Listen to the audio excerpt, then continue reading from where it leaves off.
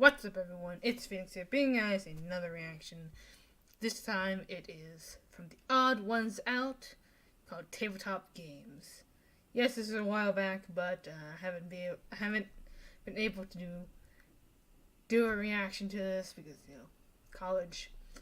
But I'm home for Thanksgiving break, so I'm catching up, basically. So let's get right into this. Here we go. Let's do this. No dog this time. I hate you! Oh!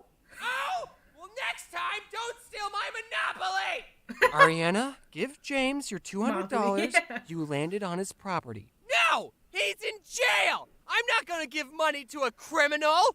That's not how you... Mommy, why is brother screaming? Shut the f*** up, Sally. You don't get to talk after stealing my last railroad. I wish I was never born! Me too! You think I wanted this? Hi, what you all just witnessed is the phenomenon known as Family Game Night. Family Game Night plays an important role in the household dynamic, as studies have shown that families who participate in activities together form closer bonds and stronger relationships with each other. So try setting aside some time to play board games with your family. And if they beat you, cut them out of your life forever. Okay, have fun, you guys. I think a triangle next. I like board games. I guess any game that doesn't involve me getting up and moving around I'm a huge fan of. Also, since I'm bad at everything and don't like playing games against someone who's better than me, I really love the games that don't require any type of skill, like the game Chutes and Ladders, which I just learned today has another name called Snakes and Ladders. And I'm going to call it that instead, because I'd rather draw snakes than chutes. In Snakes and Ladders, you have no free will. You're at the mercy of a single dice, and I love it. While I was looking up walkthroughs for Snakes and Ladders, I quickly learned that this game was made for preschoolers, which is probably why it's so simple. Or how about the game Sorry, which is the most unapologetic game I've ever played. There's some strategy in that game, but most of the time you're just getting revenge on the players who've wronged you. And the creators of Sorry knew this because the tagline of the game is Sorry, the game of sweet revenge. Which, if you think about it, is a pretty funny oxymoron. Aha! Sorry. Take this! Sorry. I know how to play chess, but like most things, I'm not very good at it. Unless I'm playing against someone under the age of 4, I don't want to play that game. Because it shows everyone how bad I am at planning ahead. That's a game that's 100% strategy-based. It's like the IQ test of board games. Beating someone in chess will put you more ahead academically than anyone with a Harvard degree. And you'll get more babes. However, there is one exception, and that is it's okay to lose at chess if you're playing against a computer, even if it's on easy mode. Computers are way better at planning ahead than anyone, because I don't know how, but a human made a computer that can beat the world's best chess player, but the creator of the computer can't beat the world's best chess player. So I guess that means it's game over. We tried our best, but we've peaked. Yeah. Whenever you beat a computer in chess, it was going easy on you. Imagine if we made a computer that could beat the world's best Snakes and Ladders player. I would pay money to see a Snakes and Ladders championship. And everyone watching knows that the person playing is just some Joe Schmo that acts like the world's best Snakes and Ladders player, but they're all still excited. And there's real snakes that you get to slide down? That would be amazing. Sign me up. While we're on the topic of chess, I want to tell you about this cool sport I discovered called chess boxing. This is an actual competitive sport where 2 players play chess for 3 minutes, then box each other for 3 minutes. And they keep switching between chess and boxing until someone either gets a checkmate, they run out of time playing chess, or they KO the other player. I love this sport because it combines 2 polar opposite games, and it's something that anyone can play. Brains over brawn. Never heard of that. Try saying that after I sucker punch you in the... Oh, that was a good move. I'm gonna punch you so hard in the balls for that. I know I just said I was bad at chess, but if there's any YouTubers who want to challenge me to a chess boxing match, I will gladly take you to the ring, and we can charge people $12 just to watch. And we can end it in a draw. So that way, Stalemate.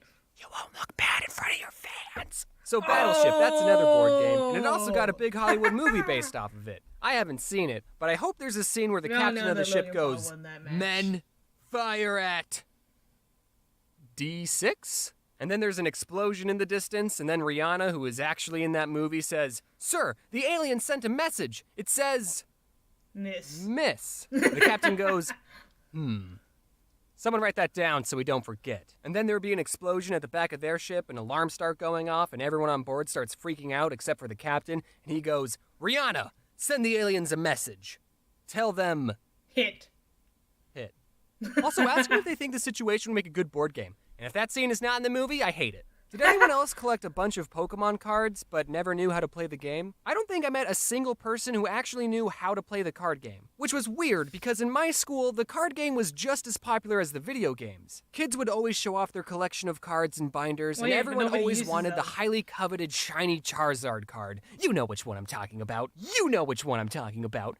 You know which one I'm talking about. Unlike Yu-Gi-Oh!, which had dedicated episodes explaining why these 5 pieces of cardboard were expensive, the shiny Charizard was rare, not because it was good in the game, but because everyone agreed that it looked cool. But then when you ask someone, "Hey, do you want to play a game?" they would say, "Okay, I summon my Charizard in attack mode." Does anyone even know how to play the Pokemon card game? I bet none of these guys even know what they're doing. How'd this guy win? He didn't even call Uno. I can't be too hard on the Pokemon cards, because the card game I like is probably way more complicated than Pokemon. I don't know for sure because, like I said, I don't know how to play the Pokemon card game. But my favorite card game is Neopets. I'm just kidding. That was a joke. Kind of. I did actually own a lot of Neopet cards. I don't remember exactly how to play. I do remember you have to get 21 points to win, which got me into playing blackjack. But it's okay that I don't remember how to play, because no one else is playing this game. I wanted to find some footage of a Neopet TGC championship, only to come to the disappointing realization that no Neopet championship exists, which is sad. So if there's any YouTubers watching who want to fight my Scorchio, square up. Okay, but for real, the card game I like the most is Magic the Gathering. And fun little factoid, all 3 card games I've mentioned were created by the same company, Wizards of the Coast. Hey, is that a Monopoly reference? I've been playing Magic since 2007, and back then the game was a lot more simple. Look at some of these more recent cards. First, see how many words are on them? And if we flip them over, they merge into an even bigger card. What? If you showed these cards to my 11-year-old self, I would have lost my marbles. My favorite thing about Magic is when Dick Garfield, was first creating the game in 1993, he didn't really have an accurate way of testing the cards to make sure they're all fair and balanced, and he ended up creating some of the most overpowered cards in Magic. And players today refer to these cards as the Power 9, because there were 9 really good ones, which is why every single one of them is banned. Now, don't get me wrong, the Power 9 are good cards, but none of them are like, you win the game good. Take this one for example, Ancestral Recall. All it says is, draw 3 cards, or force opponent to draw 3 cards. Which is stupid that they added that last part. Why would you ever give your opponent 3 more cards to beat you with? Now, I know what you're thinking. Wait, a slightly better Pot of Greed, which is a card that allows me to draw 2 new cards from my deck and place them into my hand, is one of the top 9 most powerful Magic cards? Yeah, Pot of Greed is banned too. Games play such an important role in childhood, and here's what they all teach us. In Magic, if you're really good at what you do, no one will invite you to their tournament. Monopoly, white-collar crime is okay. Battleship, just guess and check. Snakes and ladders, if you see a ladder, climb it immediately. And no one cares about Neopets. Now, if you excuse me, I have to show this prison guard my coupon I have that lets me get out of jail anytime I like. And when all is said and done, I thought to myself, what can I do to help strengthen this weekly tradition of family game night? So I decided to create my own game based off one of the most scarring events of my childhood. Many of you might recall the traumatic experience my sister and I had with Harry the Moth, and to help me cope, I decided to immortalize this memory by turning it into a card game. Introducing Can't Catch Harry. I let my Twitter followers decide on a name, and they went with this one, so good job, guys. Here's a sneak peek of some of the cards. I spent a lot of time working on this game, and I know you're gonna like it. We got a lot of recognizable characters like Mr. Poe, Mom, Satan, and Sandwich Artist. We're launching the game on Kickstarter today, so check out the link in the description to get yourself a copy. We have different reward tiers like holographic cards, golden figurines, and even a custom-made card if you're into that. The reward tiers are only going to be available for 30 days, and given my upload schedule, I don't know if I'll be able to tell you that again, so... I'll post updates on my Twitter and Instagram. That's right, I got an Instagram. I'm trying to tell you that to follow me on Instagram. Thanks for watching, and that's how we're going to segue into the end card. Also, should I mention the streamies? Should I say, hey man, I'm at the stream, or not at the stream. I got nominated for Streamy. They didn't ask. They didn't say, hey, do you want to have to go to this award show? They just emailed me and said, guess what? We nominated you. And I'm just like, I didn't ask for this. So, yeah, that's a thing that happened. I'm probably going to get 0 videos out before then. Actually, I have to get a Halloween one out. So maybe I can get a Halloween video out before the Streamies. We'll see. But I don't think you won. I don't show my face that often. What am I doing? Have you ever played 52 card pick 'em up? Have you ever done that? Yeah. Now pick 'em up.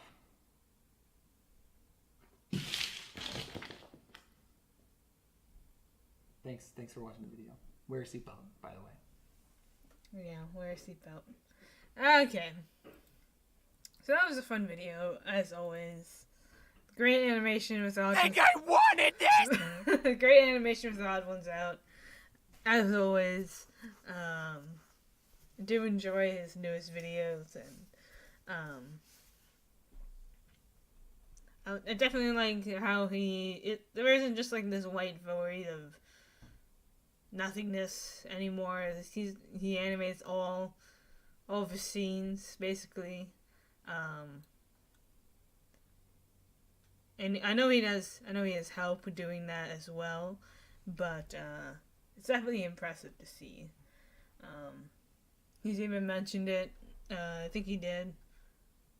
He did like the top 10 TheOdd1sOut videos with the Fine Brothers, and he talked about how his oldest videos, which are the most popular ones, aren't really good. I mean, he admits that they're terrible. He recognizes that animation-wise, they could be better, and he's learned a lot, and he's progressed a lot in his animation style and skill, and you can see it through his videos how they increase in quality each time. He's had a different style for a while now, and he's whether it's him or another artist, it helps put out this content that people enjoy. And I do think he's definitely one of the better animators. Even though he does have a team, I feel like he's one of the more knowledgeable animators. Not to say that some aren't knowledgeable. It's just that they don't have the same quality that he has. I think him and I think it's Rebecca Perrin. Yeah, Rebecca Perrin with the Let Me Explain Studios are the two of the better animators, at least storytelling wise, on YouTube. Unfortunately, Rebecca doesn't have that same team, so she can't, put videos out as frequently. But the quality of animation that she does in her videos is insane. And since that's just her and not just like a team of other people as well, it's really impressive. Now TheOdd1sOut luckily has a team that he works with, so he can put out more videos more frequently. But that also doesn't mean that he doesn't, animate his videos, which he does. So anyways, that's pretty much it. It's a fun video. My favorite tabletop game, I want to say it's either Sorry or Monopoly, like classic Monopoly. So it's one of those games that I played every single time when we did like family night. We haven't done a family board game night in a long time, but it was fun when that was a thing.